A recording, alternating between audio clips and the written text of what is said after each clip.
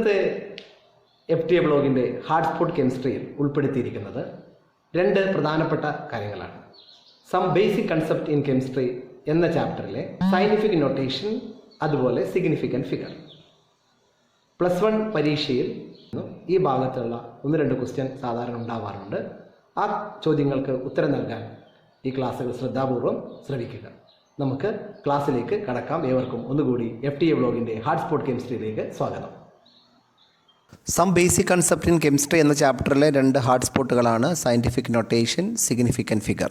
നമുക്കറിയാം, കെമിസ്ട്രി പഠിക്കുന്ന സമയത്ത് ഒരുപാട് പരീക്ഷണങ്ങളുടെ അടിസ്ഥാനത്തിൽ കിട്ടുന്ന ഡാറ്റയും അതുപോലെ സൈദ്ധാന്തികമായി കിട്ടുന്ന ഡാറ്റയും ഉപയോഗിക്കേണ്ടി വരും. അപ്പോൾ ഇത്തരം കിട്ടുന്ന ഡാറ്റകൾ വളരെ കൺവീനിയൻ്റ് ആയിട്ടും റിയലിസ്റ്റിക് ആയിട്ടും നമ്മുടെ യഥാർത്ഥ വാല്യൂവുമായിട്ട് ഒത്തു നിൽക്കേണ്ടതാണ്. അപ്പോൾ ഇത്തരം ഡാറ്റകൾ എങ്ങനെയാണ് എക്സ്പ്രസ് ചെയ്യുന്നത്, അതിനെന്തൊക്കെയാണ് ശ്രദ്ധിക്കേണ്ടത് എന്നറിയുന്നതിന് വേണ്ടിയിട്ട് നമ്മൾ രണ്ട് കാര്യങ്ങൾ പഠിക്കേണ്ടതുണ്ട്. ഒന്നാമത്താണ് സയൻറ്റിഫിക് നൊട്ടേഷൻ, രണ്ടാമത്തതാണ് സിഗ്നിഫിക്കൻറ്റ് ഫിഗർ. ഈ രണ്ട് കാര്യങ്ങളാണ് നമ്മൾ ഈ ചാപ്റ്ററിനകത്ത് 1 by 1 ആയിട്ട് ഡിസ്കസ് ചെയ്യുന്നത്. ആദ്യത്തെ ടേമാണ് scientific notation. Chemistry is the study of atoms and molecules. We have to deal with extremely large numbers and extremely low masses. നമുക്കറിയാം, കെമിസ്ട്രി എന്ന് പറയുന്നത് ആറ്റത്തിനെക്കുറിച്ചും മോളിക്യൂളിനെ കുറിച്ചുമുള്ള പഠനമാണ്. അതുകൊണ്ട് തന്നെ ഇവിടെ വളരെ വലിയ നമ്പറും അതുപോലെ വളരെ ചെറിയ മാസും പരിഗണിക്കേണ്ടി വരും. ഉദാഹരണത്തിന്, 1 മോൾ കാർബണിൽ ഉള്ള ആറ്റത്തിൻ്റെ എണ്ണമാണ് ഈ വലിയൊരു ഫിഗർ. 602 200 000 000 000 000 000. എത്ര വലിയ നമ്പറാണല്ലേ. അതുപോലെ 2 ഗ്രാം ഹൈഡ്രജൻ്റെ മാസ് നോക്കൂ, എത്ര ചെറുതാണ്. 0.000 000 000 000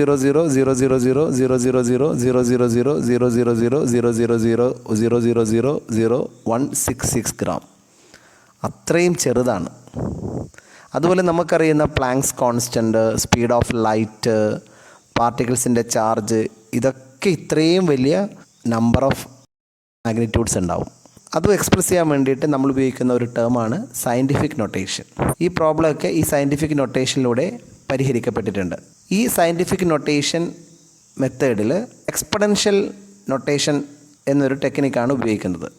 അതിനുവേണ്ടി ഉപയോഗിക്കുന്ന ഒരു ഫോർമുലയാണ് n × 10⁻n. First n capital letter ആയിരിക്കണം, എക്സ്പൊണൻഷ്യൽ കൊടുത്തിരിക്കുന്ന n സ്മോൾ ലെറ്റർ ആയിരിക്കണം. ഇതിൽ n എന്ന് പറഞ്ഞാൽ ക്യാപിറ്റൽ ലെറ്റർ n എന്ന് പറഞ്ഞു കഴിഞ്ഞാൽ is A number which varies between 1 and 9. 9 എന്ന് പറഞ്ഞാൽ 9.99 വരെ, അത്രയും വരുന്നൊരു നമ്പറാണ് ക്യാപിറ്റൽ എന്നിൽ വരേണ്ടത്. എന്നാൽ സ്മോൾ ലെറ്റർ എന്ന് പറഞ്ഞു കഴിഞ്ഞാൽ is an exponent having positive or negative values. പോസിറ്റീവായ വാല്യൂസോ നെഗറ്റീവായ വാല്യൂസോ ഒക്കെ വരാം. അപ്പം നമുക്കിത് മനസ്സിലാവുന്നതിന് വേണ്ടിയിട്ട് ഒരു ഉദാഹരണം എടുക്കാം. 100. അപ്പോൾ 100ന് നമ്മൾ n × 10⁻n ഫോർമാറ്റിലേക്ക് കൊണ്ടുവരുമ്പോൾ 1 × 10⁻2 എന്നാണ് എഴുതുക. അതായത് 1 × 100. 1 × 100 = 100 എന്ന് നമുക്ക് ആൻസർ കിട്ടും. അതുപോലെ താഴെയുള്ളത് ഓരോന്നായിട്ട് നമുക്ക് ചെക്ക് ചെയ്ത് നോക്കാം. 0.0048. ഇതിനെങ്ങനെയാണ് സയൻറ്റിഫിക് നൊട്ടേഷനിൽ കാണിക്കുക? അപ്പോൾ അതിൽ സിംഗിൾ ഡിജിറ്റ് വെച്ചിട്ടാണ് നമ്മൾ എക്സ്പ്രസ് ചെയ്യുന്നത്. 4.8 എന്ന് എഴുതി. അപ്പോൾ 4.8 എന്ന് എഴുതി കഴിഞ്ഞാൽ ബാക്കിയുള്ളത് പിറകിലോട്ട് 3 ഡെസിമൽ പോയിൻറ്റിന് ശേഷം 3 0 ഉണ്ട്. അതുകൊണ്ട് നമ്മൾ ബാക്ക് സൈഡിലേക്ക് പോകുന്നത് കൊണ്ട് 10ൻ്റെ എക്സ്പൊണൻഷ്യൽ ടേം മൈനസ് ആയിട്ട് കൊടുക്കുന്നു. 10⁻³ 3 0 ആണ് പിറകിലോട്ട് പോവുക. അതുകൊണ്ട് 0.0048ൻ്റെ സയൻറ്റിഫിക് നൊട്ടേഷൻ 4.8 × 10⁻³ ആണ്. അടുത്ത എക്സാമ്പിൾ 234000 എന്ന് പറയുന്ന വലിയൊരു നമ്പർ. അപ്പം നമ്മളതിന് സിംഗിൾ ഡിജിറ്റ് 2 കഴിഞ്ഞ് ഒരു ഡെസിമൽ പോയിൻ്റ് എടുത്തിട്ട് 2.34 എന്ന രീതിയിലാണ് എക്സ്പ്രസ് ചെയ്യാൻ പോകുന്നത്. അപ്പോൾ 2.34 എന്ന് കഴിഞ്ഞാൽ അവിടെ പോയിൻറ്റിന് ശേഷം വരുന്ന സംഖ്യകളുടെ എണ്ണം 5 ആണ്. ഡിജിറ്റിൻ്റെ എണ്ണം 5 ആണ്. 34000. അപ്പോൾ അത് ഫ്രണ്ടിലോട്ടാണ് അത് പോകുന്നത്. അതുകൊണ്ട് നമ്മൾ 10ൻ്റെ പവർ 5 ആയിട്ട് കൊടുക്കുന്നു. 10⁻5. അടുത്തത് 8008. ഫസ്റ്റ് ഡിജിറ്റ് 8 ആണ്. അതിനുശേഷം ഒരു ഡെസിമൽ പോയിൻ്റ് ഇടുന്നു. പിന്നെ ബാക്കി വരുന്ന 008 അവിടെ മാർക്ക് ചെയ്തു. പക്ഷേ ഡെസിമൽ പോയിൻറ്റിന് ശേഷം 3 ഡിജിറ്റാണ് വരുന്നത്. അതുകൊണ്ട് 10ൻ്റെ പവർ എക്സ്പൊണൻഷ്യൽ ടേം 3 ആണ്. 10⁻3. So answer is 8.008 × 10⁻3. Next consider 500 500 5-ന് ശേഷം നമ്മൾ ഡെസിമൽ പോയിൻ്റ് ഇടുന്നു. അപ്പോൾ 5-ന് ശേഷം ഡെസിമൽ പോയിൻ്റ് ഇട്ട് കഴിഞ്ഞാൽ പിന്നെ 2 നമ്പറാണ് ബാക്കിയുള്ളത്. ചോദ്യത്തിൽ 500 എന്ന് പറയുന്ന സാധനത്തിൽ 5 കഴിഞ്ഞാൽ 2 0 ആണ് വരുന്നത്. അപ്പോൾ 10⁻²² ആണ് അവിടെ കൊടുക്കേണ്ടത്. നെക്സ്റ്റ് 6.0012 അവിടെ സിംഗിൾ ഡിജിറ്റിലേക്ക് തന്നെ അവിടെ ചോദ്യത്തിൽ തന്നിട്ടുണ്ട്. അതുകൊണ്ട് പവറിൻ്റെ ഒന്നും ആവശ്യം വരുന്നില്ല. 10ൻ്റെ എക്സ്പോണൻഷ്യൽ ടേം 0 തന്നെയാണ്. 6.0012 × 10⁻0. അപ്പോൾ ഇങ്ങനെയാണ് സയൻറ്റിഫിക് നൊട്ടേഷൻ നമ്മൾ വലിയ നമ്പറിനെ 10ൻ്റെ എക്സ്പോണൻഷ്യൽ ടേമിലേക്കായിട്ട് പവറായിട്ട് കൊണ്ടുവരിക. അപ്പോൾ ഏത് നമ്പർ കിട്ടിക്കഴിഞ്ഞാലും n × 10⁻n എന്ന് പറയുന്നൊരു ഫോർമാറ്റിൽ കൊണ്ടുവരാം. അല്ലെങ്കിൽ നമുക്ക് വലിയ നമ്പറുകളൊക്കെ ഇത്തരം ചെറിയൊരു ഫോർമാറ്റിൽ കൊണ്ടുവരാൻ പറ്റുന്നു എന്നുള്ളതാണ് ഈ സയൻറ്റിഫിക് നൊട്ടേഷൻ്റെ ഇമ്പോർട്ടൻസ്. മനസ്സിലായെന്ന് വിചാരിക്കുന്നു. അപ്പോൾ ഇതുകൊണ്ടൊരു ഗുണം എന്ന് പറഞ്ഞു കഴിഞ്ഞാൽ മാത്തമാറ്റിക്കൽ ഓപ്പറേഷൻ സമയത്ത് നമുക്ക് സയൻറ്റിഫിക് നൊട്ടേഷൻ കണ്ടമാനം ഉപയോഗിക്കാം. ഉദാഹരണത്തിന് മൾട്ടിപ്ലിക്കേഷൻ ആൻഡ് ഡിവിഷൻ. 2 നമ്പറുകൾ തമ്മിൽ മൾട്ടിപ്ലൈ ചെയ്യുമ്പോൾ 10ൻ്റെ പവർ ആഡ് ചെയ്താൽ മതി. അപ്പോൾ ഫോർ എക്സാമ്പിൾ 9.8 × 10⁻² ഇൻറ്റു 2.5 × 10⁻6. ഫസ്റ്റ് 9.8ഉം 2.5ഉം മൾട്ടിപ്ലൈ ചെയ്യുന്നു. 10⁻², 10⁻6 എന്ന 2 എക്സ്പോണൻഷ്യൽ ടേമിനെ ആഡ് ചെയ്തിട്ട് 10⁻8 ആക്കുന്നു. അപ്പം 2 മൾട്ടിപ്ലൈ ചെയ്യുമ്പോൾ 24.50 × 10⁻8 എന്ന ആൻസർ കിട്ടുന്നു. അത് സിംഗിൾ ഡിജിറ്റ് ഡെസിമൽ പോയിന്റിലേക്ക് കൊണ്ടുവരുമ്പോൾ 2.450 × 10⁻7 എന്നാകുന്നു. ഇനി ഡിവിഷനിലാണെങ്കിൽ ഇവിടെ കൊടുത്തിരിക്കുന്ന എക്സാമ്പിൾ ശ്രദ്ധിക്കുക. 2.7 × 10⁻3യെ 5.5 × 10⁻4 കൊണ്ട് ഡിവൈഡ് ചെയ്യുന്നു. ഇവിടെയും എക്സ്പോണൻഷ്യൽ ടേം 10ൻ്റെ പവർ 10⁻3, താഴെയാണ് 10⁻4 ഉള്ളത്. അപ്പോൾ മുകളിലോട്ട് വരുമ്പോൾ 10⁻4 ആകുന്നു. രണ്ടും കൂടി ആഡ് ചെയ്യുമ്പോൾ 10⁻7 ആകുന്നു. അതിന് സിംഗിൾ ഡിജിറ്റ് ഡെസിമലിലേക്ക് അഡ്ജസ്റ്റ് ചെയ്യുമ്പോൾ 4.909 × 10⁻8 എന്ന ആൻസർ കിട്ടുന്നു. അപ്പോൾ മൾട്ടിപ്ലിക്കേഷനിലും ഡിവിഷനിലും സയൻറ്റിഫിക് നൊട്ടേഷൻ പ്രകാരം എഴുതിയ ഡാറ്റകൾ മൾട്ടിപ്ലൈ ചെയ്യാനും ഡിവൈഡ് ചെയ്യാനും വളരെ എളുപ്പമാണ് എന്ന് മനസ്സിലാക്കുക. അതുപോലെ അഡീഷനും സബ്ട്രാക്ഷനും എടുക്കാം. 2 നമ്പറുകൾ ആഡ് ചെയ്യുമ്പോൾ ഇവിടെ ശ്രദ്ധിക്കേണ്ടത് നമ്മൾ എക്സ്പോണൻഷ്യൽ ടേം സെയിം ആക്കണം. ഫോർ എക്സാമ്പിൾ 6.65 × 10⁻4നെ 8.95 × 10⁻3 കൊണ്ട് ആഡ് ചെയ്യുമ്പോൾ 10⁻4, 10�3 2 വ്യത്യസ്ത എക്സ്പോണൻഷ്യൽ ടേമാണ് ഉള്ളത്.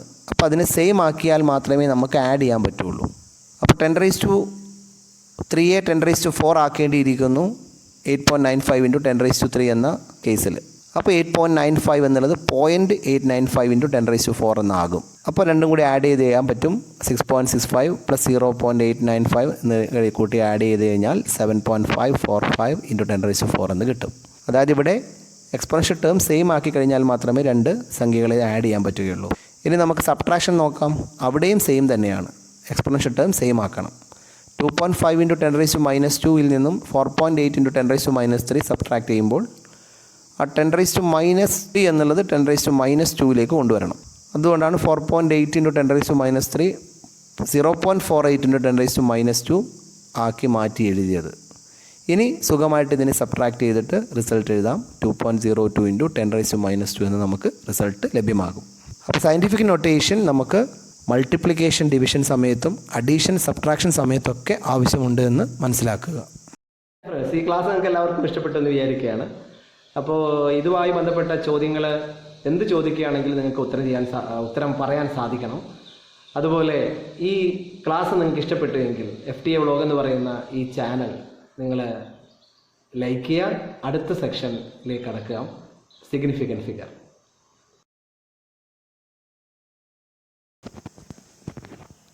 Next significant figures. ഇതിലാദ്യമായിട്ട് നമ്മൾ മനസ്സിലാക്കേണ്ട 2 ടേമുകളാണ് പ്രിസിഷൻ ആൻഡ് ആക്യുറസി. നമുക്കറിയാം every experimental measurement has some amount of uncertainty associated with it. ഏത് പരീക്ഷണത്തിൻ്റെ സമയത്ത് നമ്മൾ ഡാറ്റ എടുക്കുമ്പോഴും ഒരു തരത്തിലുള്ള അനിശ്ചിതത്വം അല്ലെങ്കിൽ അൺസർട്ടൈനിറ്റി നമ്മളെപ്പോഴും ഫീൽ ചെയ്യാറുണ്ട്. അത്തരം സമയത്ത് നമുക്ക് പറ്റാവുന്ന രീതിയിൽ മാക്സിമം അത് കൃത്യത വരുത്താനും നമ്മളെടുക്കുന്ന ഡാറ്റകൾ വളരെയധികം ക്ലോസായിട്ടുള്ള ഡാറ്റകൾ കിട്ടാനും വേണ്ടി നമ്മൾ ശ്രമിക്കാറുണ്ട്. അങ്ങനെ വരുമ്പോൾ അതുമായി ബന്ധപ്പെട്ട് പറയുന്ന 2 ടേമുകളാണ് precision and accuracy. Precision refers to closeness of various measurements for the same quantity. നമ്മൾ ഒരു റിസൾട്ട് എടുക്കുമ്പോൾ ആ റിസൾട്ടുമായി വളരെ ക്ലോസ് ആയിട്ട് വരുന്ന കുറേ ഡാറ്റകളെയാണ് പ്രിസിഷൻ എന്ന് നമ്മൾ വിളിക്കുക. ഡാറ്റകൾ വളരെ ക്ലോസ് ആവുകയാണെങ്കിൽ അത്തരം ഡാറ്റകളെ പ്രിസൈസ് ആണെന്ന് പറയും. എന്നാൽ accuracy is the agreement of a particular value to the true value of the result. യഥാർത്ഥ വാല്യൂവുമായിട്ട് നമ്മൾ എടുക്കുന്ന ഡാറ്റകൾ കറക്റ്റായിട്ട് വരികയാണെങ്കിൽ, അടുത്ത് വരികയാണെങ്കിൽ അത്തരം റിസൾട്ടുകൾ ആക്യുറേറ്റ് ആയിരിക്കും, അതിന് ആക്യുറസി ഉണ്ട് എന്ന് നമ്മൾ പറയും. അപ്പോൾ രണ്ട് ടേമുകളാണ് മനസ്സിലാക്കേണ്ടത്. ഒന്ന് പ്രിസിഷൻ, രണ്ട് ആക്യുറസി.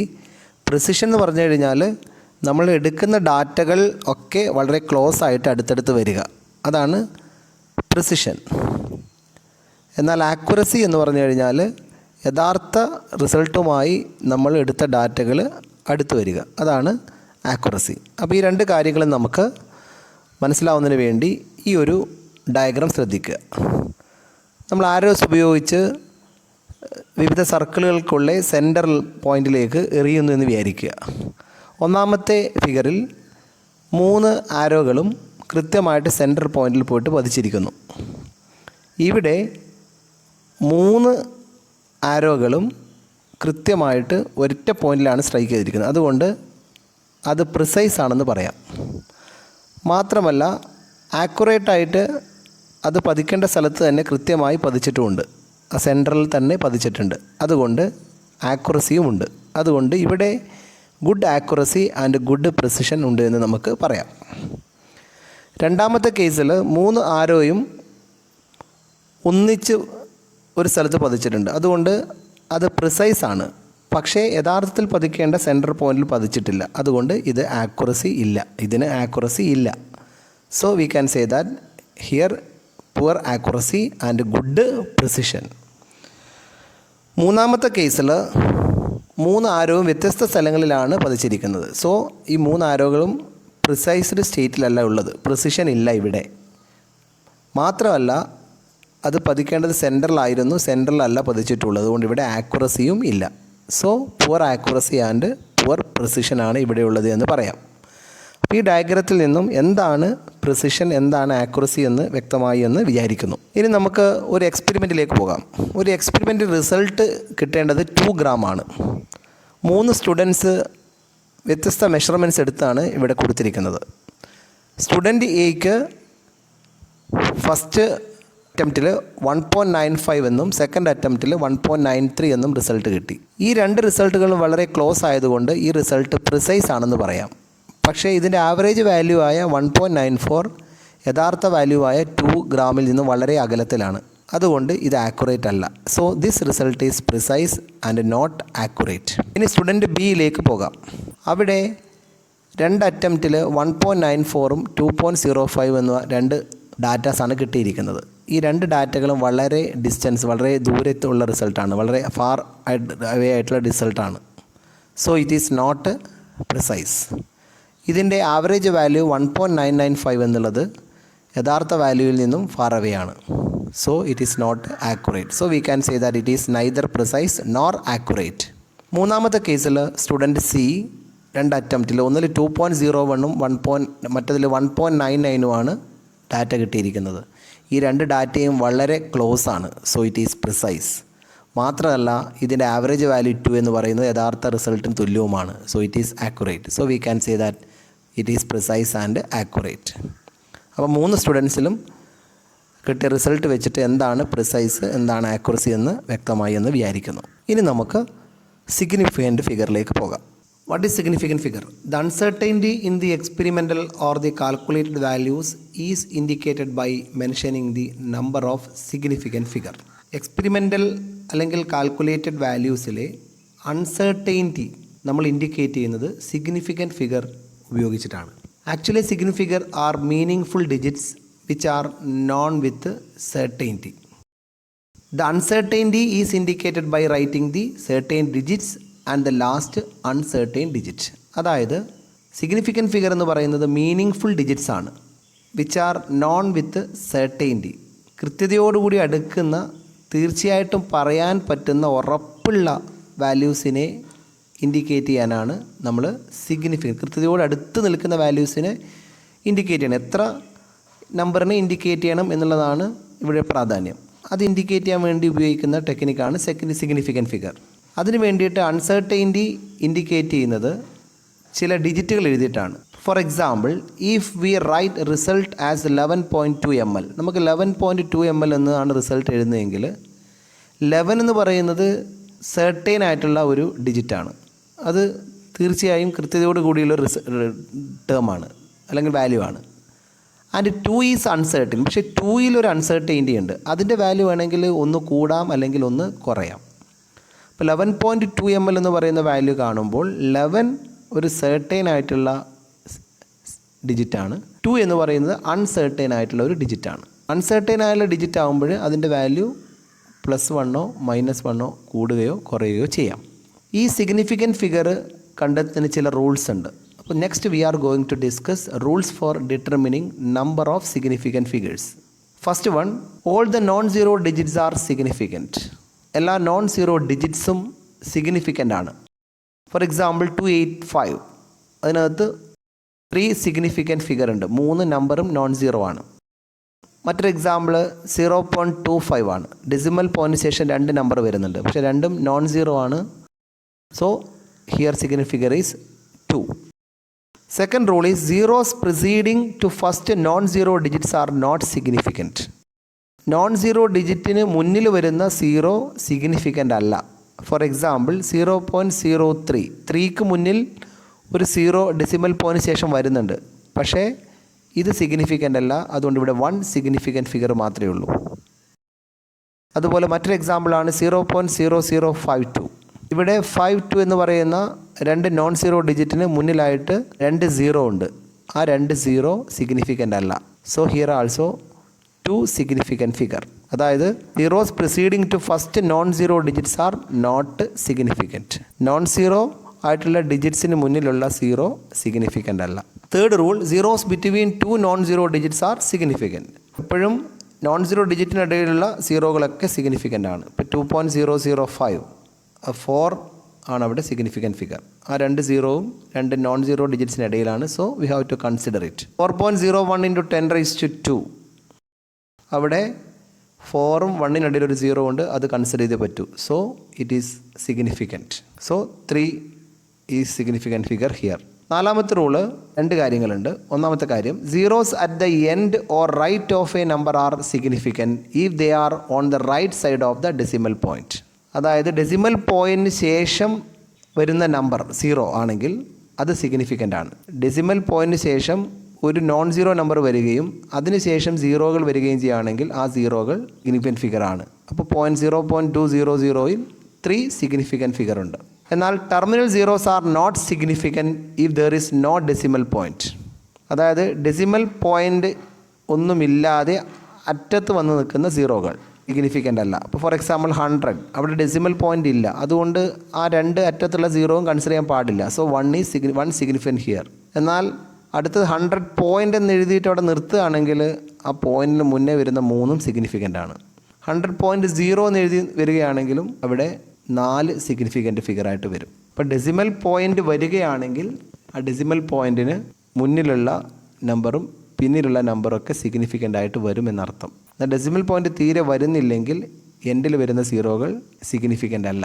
അപ്പോൾ ഇത്രയും കാര്യങ്ങളാണ് സിഗ്നിഫിക്കൻറ്റ് ഫിഗറിൻ്റെ റൂളുമായി ബന്ധപ്പെട്ട് നമ്മൾ മനസ്സിലാക്കാനുള്ളത്. ഇനി നമുക്കിതുമായി ബന്ധപ്പെട്ട് ചില പ്രോബ്ലംസിലേക്ക് പോകാം. ഫസ്റ്റ് ക്വസ്റ്റ്യൻ, 0.0025 എത്ര സിഗ്നിഫിക്കൻറ്റ് ഫിഗർ ഉണ്ടാകും? ഉത്തരം 2 സിഗ്നിഫിക്കൻറ്റ് ഫിഗറാണ്. അതായത് നോൺ സീറോ നമ്പറിന് മുന്നിലുള്ള സീറോകൾ ഇൻസിഗ്നിഫിക്കൻ്റ് ആണ് എന്ന് നമ്മൾ റൂളിൽ പറഞ്ഞിട്ടുണ്ട്. So here 2 significant figure. Second case 208, how many significant figure are here? 2 non zero നമ്പറുകൾക്കിടയിൽ ഒരു സീറോ വരികയാണെങ്കിൽ അത് സിഗ്നിഫിക്കൻ്റ് ആണെന്ന് പറഞ്ഞിട്ടുണ്ട്. So it is answer 3 significant figure. Next case 5005, ഇതും തൊട്ട് മുമ്പേ ഉള്ള പ്രോബ്ലം പോലെ തന്നെയാണ്. എത്ര സിഗ്നിഫിക്കൻറ്റ് ഫിഗർ ഉണ്ട്? 4 സിഗ്നിഫിക്കൻറ്റ് ഫിഗർ.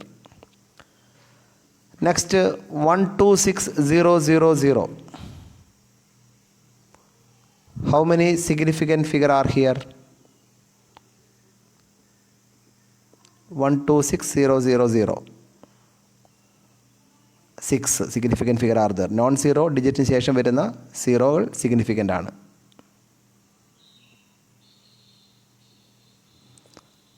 500.0 ഡെസിമൽ പോയിൻ്റ് വന്നിട്ടുണ്ട്. അതിന് മുന്നിന് ശേഷമുള്ള 0 ആണെങ്കിലും സിഗ്നിഫിക്കൻ്റ് ആണെന്ന് പറഞ്ഞിട്ടുണ്ട്. So answer is 4 significant figure. 2.0034 ഇവിടെ എത്ര സിഗ്നിഫിക്കൻ്റ് ഉണ്ട്? 5 സിഗ്നിഫിക്കൻ്റ് ഫിഗർ. ഓക്കെ, അപ്പോൾ ഈ പ്രോബ്ലത്തിലൂടെ സിഗ്നിഫിക്കർ എങ്ങനെയാണ് കണ്ടെത്തേണ്ടതെന്ന് മനസ്സിലാക്കിയിട്ടുണ്ട് എന്ന് വിചാരിക്കുന്നു. അടുത്തതായിട്ട് അഡീഷനും സബ്ട്രാക്ഷനും സമയത്ത് നമ്മൾ ശ്രദ്ധിക്കേണ്ട കാര്യങ്ങൾ അവിടെ എങ്ങനെയാണ് റിസൾട്ടിനെ സിഗ്നിഫിക്കൻ്റ് ഫിഗറിലേക്ക് കൊണ്ടുവരുന്നത് എങ്ങനെയാണെന്ന് നോക്കാം. During addition and subtraction result should be reported only up to lowest decimal point in the adding species. Adding സ്പീഷീസിൽ ഡെസിമൽ പോയിൻ്റ് ഏറ്റവും മിനിമം വരുന്ന എത്രയാണോ അല്ലെങ്കിൽ എത്ര ഡെസിമൽ പോയിൻ്റാണോ വരുന്നത് അത്രയും ഡെസിമൽ പോയിൻ്റ് ആയിരിക്കണം റിസൾട്ടിലും ഉണ്ടാവേണ്ടത്. ഉദാഹരണത്തിന് 12.22, 18.0, 1.012. ഇതിൽ 18.0 എന്നുള്ളതാണ് ഏറ്റവും മിനിമം ഡെസിമൽ പോയിൻ്റ് 1 വരുന്ന ആഡിങ് സ്പീഷീസ്. സോ റിസൾട്ട് ഒരു ഡെസിമൽ പോയിൻറ്റിലേക്ക് ഒതുക്കണം. 31.122 എന്നുള്ളത് 31.1 നമ്മൾ ചുരുക്കണം. അടുത്തത് മൾട്ടിപ്ലിക്കേഷനാണ്. മൾട്ടിപ്ലിക്കേഷനിലും സെയിം റൂൾ തന്നെയാണ്. നമ്മൾ മൾട്ടിപ്ലൈ ചെയ്യുന്ന സ്പീഷീസിൽ ആർക്കാണ് ലോവസ്റ്റ് ഡെസിമൽ പോയിൻ്റ് വരുന്നത് ആ ഡെസിമൽ പോയിൻ്റ് തന്നെയായിരിക്കണം റിസൾട്ടിലും. 2.5 1.25 മൾട്ടിപ്ലൈ ചെയ്യുമ്പോൾ ഡെസിമൽ പോയിൻ്റ് കുറവുള്ളത് 2.5-നാണ്. അതുകൊണ്ട് റിസൾട്ടും 3.125 എന്നുള്ളതിനെ 3.1 നമ്മൾ കൊണ്ടുവരും. Next, rules for limiting significant figure to required number. നമ്മളൊരു റിക്വയർഡ് നമ്പറിലേക്ക് എങ്ങനെയാണ് സിഗ്നിഫിക്കൻ്റ് ഫിഗറിനെ ലിമിറ്റ് ചെയ്യുക? അവിടെ ചില കാര്യങ്ങൾ ശ്രദ്ധിക്കാനുണ്ട്. ഏറ്റവും റൈറ്റ് മോസ്റ്റായി കിടക്കുന്ന നമ്പർ നമുക്ക് റിമൂവ് ചെയ്യണമെന്നുണ്ടെങ്കിൽ തൊട്ട് മുന്നേയുള്ള നമ്പർ ചില മാറ്റങ്ങൾ വരുത്തേണ്ടി വരും ചിലപ്പോൾ. അതെങ്ങനെയെന്നുള്ളതാണ് ഇവിടെ ഡിസ്കസ് ചെയ്യുന്നത്. For example, if the right most digit to be removed is more than 5, the preceding number is increased by 1.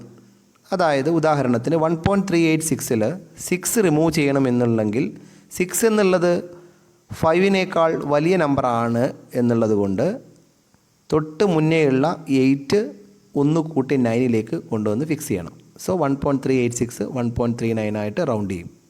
മറ്റൊരു എക്സാമ്പിൾ നോക്കാം. If the right most digit is removed is less than 5, the preceding number is not changed. ഉദാഹരണത്തിന് 4.334-ൽ 4 ആണ് remove ചെയ്യേണ്ടതെങ്കിൽ 4 5-ന് താഴെ ആയതുകൊണ്ട് തന്നെ preceding നമ്പറിൽ യാതൊരു മാറ്റവും വരുത്തേണ്ട. 4.33 ആയിട്ട് അവിടെ റൗണ്ട് ചെയ്യാം. അതായത് പ്രിസീഡിംഗ് നമ്പറിൽ മാറ്റം സംഭവിക്കുന്നില്ല. ലെസ് ദാൻ 5 ആണ് റിമൂവ് ചെയ്യുന്ന നമ്പറെങ്കിൽ, റൈറ്റ് മോസ്റ്റ് നമ്പറെങ്കിൽ. ഇനി ഈ റൈറ്റ് മോസ്റ്റ് നമ്പർ 5 ആണെങ്കിൽ പ്രിസീഡിംഗ് നമ്പർ ഈവൺ നമ്പർ ആണെങ്കിൽ യാതൊരു ചേഞ്ചും വരുത്തേണ്ട. പക്ഷേ ഓഡ് നമ്പർ ആണെങ്കിൽ ഒന്ന് ഇൻക്രീസ് ചെയ്യണം. If the rightmost digit to be removed is 5, then the preceding number is not changed if it is an even number, but it is increased by 1 if it is an odd number. Example, 6.25 round ചെയ്യണമെങ്കിൽ 5 ആണ് right most number എന്നുള്ളത് കൊണ്ടും തൊട്ട് മുന്നേയുള്ള number even number ആയതുകൊണ്ട് ഒരു മാറ്റവും വരുത്തേണ്ട. 6.2-ലേക്ക് round ചെയ്താൽ മതി. എന്നാൽ 6.35 ആണ് നമ്മൾ റൗണ്ട് ചെയ്യുന്നതെങ്കിൽ റൈറ്റ് മോസ്റ്റ് നമ്പർ 5 ആയതുകൊണ്ട് തൊട്ട് മുന്നേയുള്ള പ്രിസീഡിംഗ് നമ്പർ ഓഡ് നമ്പർ ആയതുകൊണ്ട് അതിനെ ഒന്ന് ഇൻക്രീസ് ചെയ്യണം. അത് 6.4-ലേക്ക് റൗണ്ട് ചെയ്യും. ഇനി ശ്രദ്ധിക്കേണ്ടത്, നമ്മൾ നേരത്തെ സയൻറ്റിഫിക് നൊട്ടേഷൻ പഠിച്ചിട്ടുണ്ട്. സയൻറ്റിഫിക് നൊട്ടേഷൻ കിട്ടിക്കഴിഞ്ഞാൽ സയൻറ്റിഫിക് നൊട്ടേഷനിലെ n പാർട്ട് മൊത്തമായിട്ട് സിഗ്നിഫിക്കൻ്റ് ആയിരിക്കും. ഫോർ എക്സാമ്പിൾ 100-നെ 1 × 10⁻² എന്ന് എഴുതാം. ആ 1 എന്നുള്ളതാണ് ഇവിടുത്തെ significant figure. So 1 significant figure. 0.0048-നെ സയൻറ്റിഫിക് നൊട്ടേഷൻ പ്രകാരം 4.8 × 10⁻³ എന്ന് എഴുതാം. ഹിയർ 4.8 എന്നുള്ളതാണ് ഇവിടുത്തെ 2 സിഗ്നിഫിക്കൻ്റ് ഫിഗർ. 2 സിഗ്നിഫിക്കൻ്റ് ഇവിടെ വരിക. 23400-നെ 2.34 × 10⁵ എന്ന് എഴുതാം. അപ്പോൾ 2.34 എന്ന് പറയുന്നതാണ് കൺസിഡർ ചെയ്യേണ്ടത്. So 3 significant figure. 8008-നെ 8.008 എന്ന് എഴുതാം. × 10⁻³ എന്ന് എഴുതാം. 8.008 ആണ് കൺസിഡർ ചെയ്യേണ്ടത്. So 4 significant figure. Similarly in 500.0 case 4 significant figure are there. 6.0012 case 5 significant figure are there. അപ്പോൾ സയൻറ്റിഫിക് നൊട്ടേഷൻ കിട്ടിക്കഴിഞ്ഞാൽ എങ്ങനെയാണ് സിഗ്നിഫിക്കൻറ്റ് ഫിഗർ കാൽക്കുലേറ്റ് ചെയ്യേണ്ടതെന്ന് മനസ്സിലായി എന്ന് വിചാരിക്കുന്നു. സിഗ്നിഫിക്കൻറ്റ് ഫിഗർ എന്ന് പറഞ്ഞാൽ ഈ ഒരു സെക്ഷൻ കൂടി മനസ്സിലായി എന്ന് വിചാരിക്കുകയാണ്. അപ്പോൾ ഈ എപ്പിസോഡിൽ നമ്മൾ രണ്ട് കാര്യങ്ങളാണ് ഡിസ്കസ് ചെയ്തത്. ഒന്നാമത്തെ കാര്യം സയൻറ്റിഫിക് നൊട്ടേഷൻ ആയിരുന്നു, രണ്ടാമത്തെ കാര്യം സിഗ്നിഫിക്കൻറ്റ് ഫിഗർ ആയിരുന്നു. രണ്ട് ഭാഗവും വളരെ നല്ല രീതിയിൽ എക്സ്പ്ലെയിൻ ചെയ്യാൻ വേണ്ടി ശ്രമിച്ചിട്ടുണ്ട്. വേണമെങ്കിൽ നിങ്ങൾക്ക് ഇതുമായി ബന്ധപ്പെട്ട കൂടുതൽ ചോദ്യങ്ങൾ നിങ്ങളുടെ ടെക്സ്റ്റ് ബുക്കിൻ്റെ ലാസ്റ്റ് ഭാഗത്ത് കൊടുത്തിട്ടുണ്ട്. ആ ചോദ്യങ്ങൾ കൂടി ഉത്തരം കണ്ടെത്താൻ വേണ്ടി ശ്രമിക്കുക. എന്തെങ്കിലും സംശയം നിങ്ങൾക്ക് ഈ ഭാഗത്ത് ഉണ്ടാവുകയാണെങ്കിൽ ഈ 9447411220 എന്ന് പറയുന്ന എൻ്റെ വാട്സപ്പ് നമ്പറിലേക്ക് നിങ്ങൾക്ക് ചോദിക്കാവുന്നതാണ്.